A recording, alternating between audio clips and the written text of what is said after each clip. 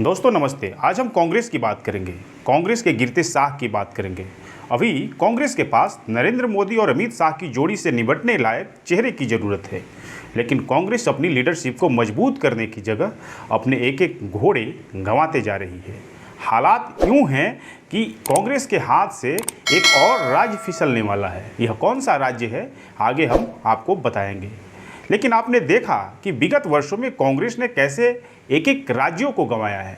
यानी मध्य प्रदेश को देखिए, ज्योतिरादित्य सिंधिया की वजह से मध्य प्रदेश कांग्रेस के हाथ से छिटक गया। वो सिंधिया जिन्हें कांग्रेस में राहुल गांधी के विकल्प के तौर पर देखा जाता था, वो सिंधिया जो राहुल गांधी के मित्र थे। सिंधिया भाजपा की नाव में सवार होकर मध्य प्रदेश में कांग्रेस को सत्ता से बाहर करने में इसलिए आमादा हो गए क्योंकि उन्हें कांग्रेस के ओल्ड गार्ड कमलनाथ मुख्यमंत्री के रूप में पसंद नहीं थे। राजस्थान में सचिन पायलट ने तो कांग्रेस की नाव डुबो ही दिया था, लेकिन राजस्थान कांग्रेस के ओल्ड गार्ड यानी कांग्रेस के पुराने वफादार अशोक गहलोत के कौशल की वजह से राजस्थान कांग्रेस बच पाई, यानी भाजपा के हाथ कांग्रेस नहीं लगी, वरना भाजपा तो वहाँ भी उन्हें अपदस्थ करने की फिराक में थी ही।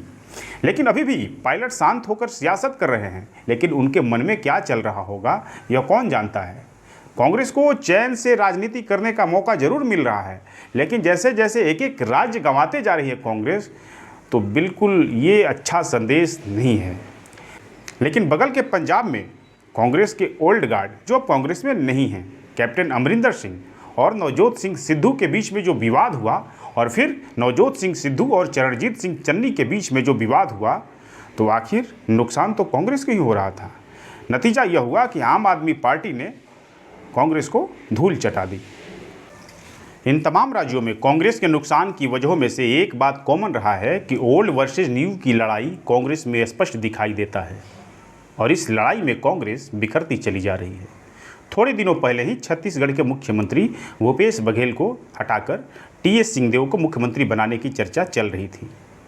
दिल्ली में बैठक तक हुआ, लेकिन कहा जाता है कि इस बैठक में मुख्यमंत्री बघेल ने कांग्रेस नेतृत्व को साफ कह दिया कि वो सीएम की कुर्सी से त्यागपत्र नहीं देंगे, आपको जो करना हो वो कर लीजिए। आपने यह भी देखा कि उत्तर प्रदेश चुनाव आया तो कांग्रेस की छाव में बड़े नेता हुए। जितिन प्रसाद और आरपीएन सिंह ने भाजपा का दामन थाम लिया। अब इंडियन एक्सप्रेस में छपे हार्दिक पटेल के बयान के साथ यह चर्चा तेज हो गया है कि क्या गुजरात में हार्दिक पटेल कांग्रेस से दामन छुड़ाने वाले हैं। यदि ऐसा है तो हार्दिक ऐसा क्यों करेंगे, उन्हें ऐसा करने की क्या ज़रूरत है। हार्दिक कांग्रेस को क्यों छोड़ना चाहते हैं, किन कारणों से कांग्रेस को छोड़ना चाहते हैं, इन कारणों की हम चर्चा करने जा रहे हैं। याद कीजिए 2017 में गुजरात विधानसभा चुनाव को हार्दिक पटेल के समर्थन की वजह से कांग्रेस भाजपा को कड़ी चुनौती देती है। 182 सीटों में से 77 सीटें जीतकर कांग्रेस भाजपा के साथ संघर्ष करती हुई नजर आती है, वरना कई राज्यों में तो कांग्रेस भाजपा के सामने पिद्दी सी प्रदर्शन करती है। कांग्रेस का गुजरात में प्रदर्शन बेहतर होने की वजह हार्दिक फैक्टर है, इससे कोई कांग्रेसी भी इनकार नहीं कर सकता है। बाद में हार्दिक पटेल कांग्रेस में शामिल होते हैं। इसके बाद कांग्रेस ने हार्दिक पटेल के साथ क्या किया, यह देखने की ज़रूरत है। हार्दिक पटेल को गुजरात कांग्रेस का कार्यकारी अध्यक्ष बना दिया गया। फिर जो हुआ वो हार्दिक अब बोल रहे हैं। वो कह रहे हैं कि 2017 में उनका इस्तेमाल किया गया, किंतु अब न उन्हें किसी बैठक में बुलाया जाता है, न कोई काम है। वो कहने के लिए कार्यकारी अध्यक्ष है। ऐसा लगता है जैसे किसी नए शादीशुदा लड़के का नसबंदी कर दिया गया है। वो कहते हैं कि कोई निर्णय लेने से पहले मुझसे राय मशविरा तक नहीं किया जाता। ऐसे में इस पद का क्या मतलब है। हार्दिक पटेल ने इंडियन एक्सप्रेस से कहा, हाल ही में उन्होंने राज्य में 75 नए महासचिव और 25 नए उपाध्यक्षों के नाम घोषित किए। क्या उन्होंने मुझसे एक बार भी पूछा कि हार्दिक भाई, आपकी नज़र में कोई मजबूत नेता इस सूची में गायब तो नहीं है।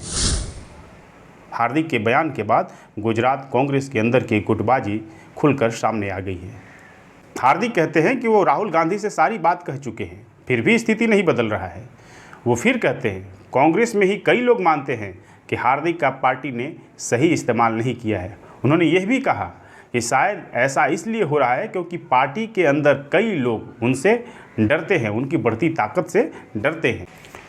उक्त इंटरव्यू में हार्दिक ने पाटीदार समुदाय के एक नेता नरेश पटेल के कांग्रेस में आने की खबर पर कहा कि मैं टीवी पर देख रहा हूं कि कांग्रेस 2022 चुनाव में नरेश पटेल को पार्टी में लाना चाहती है।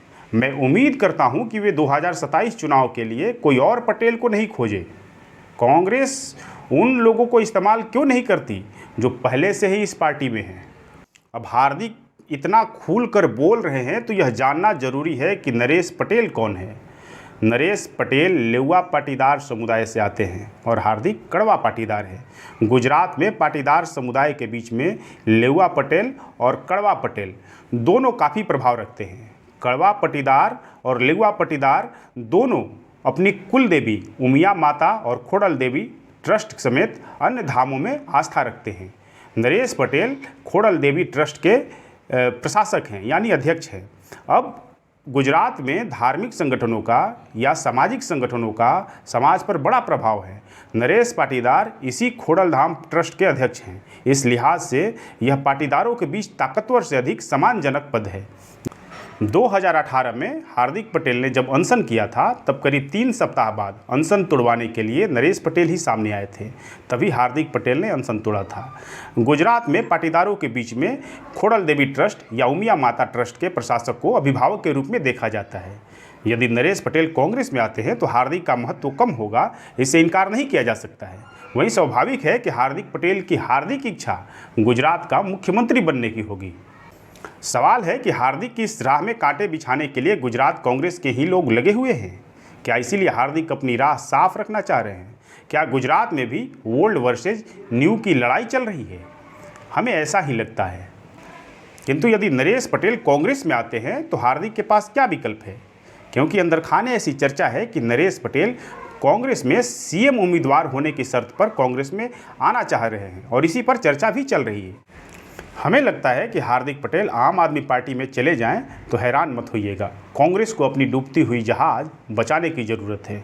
हार्दिक ने ऐसा नहीं कहा है, किंतु यह मेरा विश्लेषण है कि हार्दिक के पास अब विकल्प सिर्फ आम आदमी पार्टी का है। हालांकि हार्दिक ऐसा आसानी से नहीं करेंगे, वे हार नहीं मानेंगे। हो सकता है कि वे कांग्रेस से नेगोशिएशन कर रहे हों कि वो उन्हें सीएम कैंडिडेट घोषित करे।